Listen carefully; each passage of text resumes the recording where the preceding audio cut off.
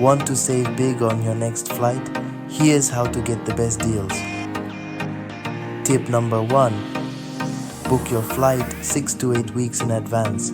This is when airlines typically offer the lowest fares, especially for popular routes. Tip number 2. Use flight comparison websites like Skyscanner or Google Flights and consult your travel agent. These tools help you compare prices across multiple airlines, while your travel agent can offer personalized advice and find additional deals. Tip number 3. Choose to fly on Tuesdays or Wednesdays. Midweek flights are often cheaper because there's less demand. Bonus tip: set up price alerts to track fares. You'll get notified as soon as prices drop, so you can book at the perfect time. Follow these tips to score the best flight deals and save money on your next adventure. Happy travels!